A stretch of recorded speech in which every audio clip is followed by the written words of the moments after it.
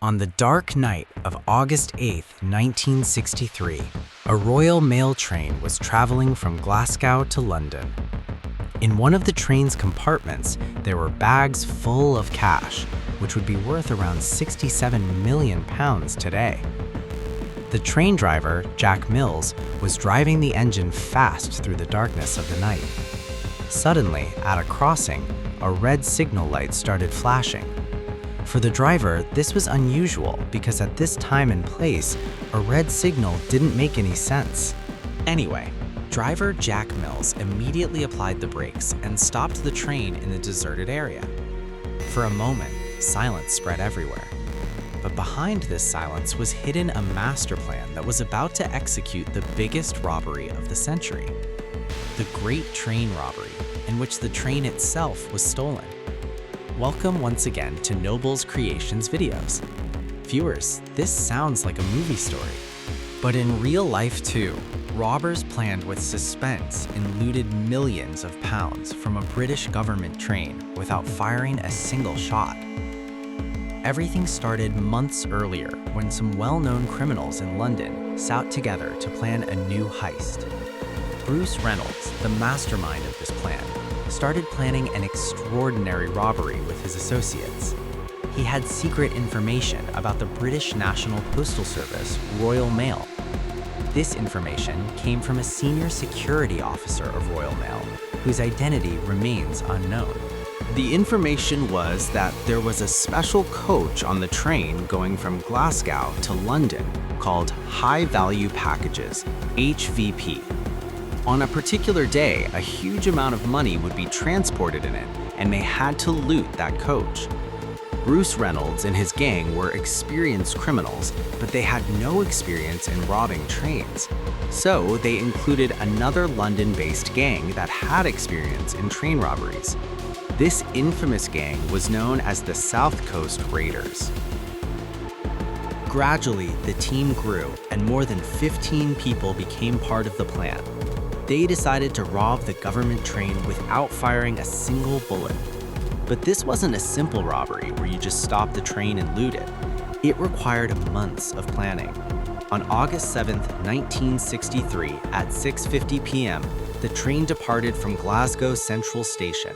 It was scheduled to reach London Euston Railway Station by 4 a.m. the next morning. The train had a total of 12 coaches, and 72 postal staff were on board to sort mail during the journey. This train was mainly used to transport parcels and post to different cities, so it had to deliver mail at various stations without stopping. At each station, local postal staff would hang mailbags on special elevated racks. As the train passed slowly, staff inside would catch the bags using nets. Similarly, outgoing mail would be dropped onto the platform while the train was moving. Through this process, mail was distributed without stopping the train. The coach that was to be robbed was not yet attached to the train. It was safely parked at Nuneaton Railway Station. This coach was called HVP because it contained large amounts of cash. In 1960, the Post Office Investigation Branch recommended installing security alarms in HVP coaches. By 1961, 3 HVP coaches had alarm systems installed. Older coaches without alarms were kept in reserve, but on the day of the robbery, the alarm-equipped coach was out of service, so a reserve coach, M30204M, without any security system, was used instead. This was a major tip given to the robbers by the insider. When the train reached Nuneaton, the HVP coach was attached just behind the engine. This was the first tip. The second tip was even more important. Normally, the HVP coach carried around 300,000 pounds. But since it was after a bank holiday weekend, on that day it carried around 3 million pounds. That was tip number 2.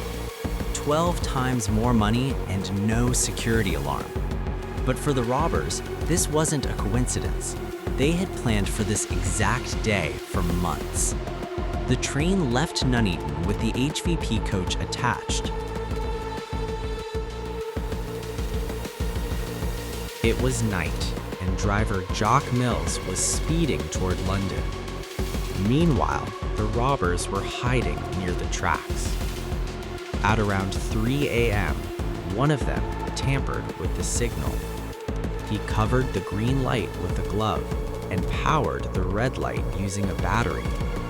The train approached and stopped at the red signal. The assistant driver got down to call the signalman using a trackside phone. But the line had been cut. As he turned back, robbers emerged from the bushes and captured him. Others climbed the engine and attacked the driver. When Jack Mills resisted, he was hit on the head with an iron rod and became unconscious. While this was happening, other gang members uncoupled the first two coaches. They planned to take them away.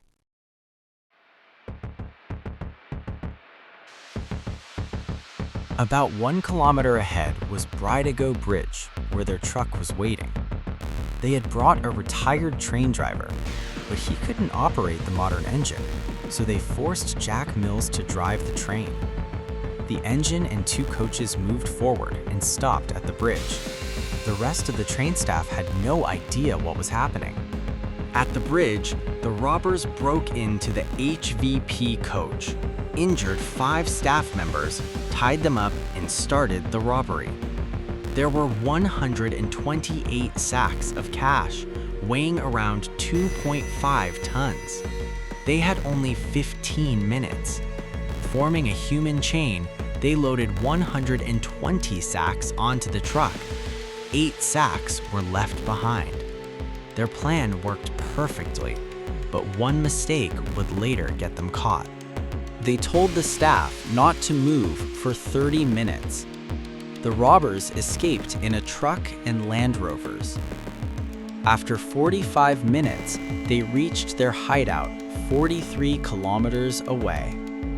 They listened to police radio using VHF. At the same time, police were alerted. The robbers celebrated and even played Monopoly with real cash. But their happiness was short-lived. They heard police were searching within a 50-kilometer radius.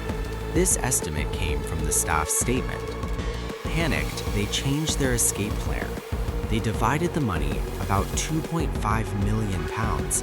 Each got around £150,000. They cleaned fingerprints and planned to burn the hideout, but the person assigned ran away without doing it. Police searched the area and raided the hideout. It was a farmhouse rented 3 months earlier. They found evidence: empty sacks, mail, and a painted truck.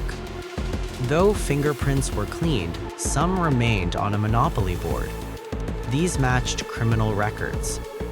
Soon, 14 out of 16 robbers were arrested. 2 escaped: the unknown driver and the Royal Mail insider. The court sentenced most of them to 30 years in prison.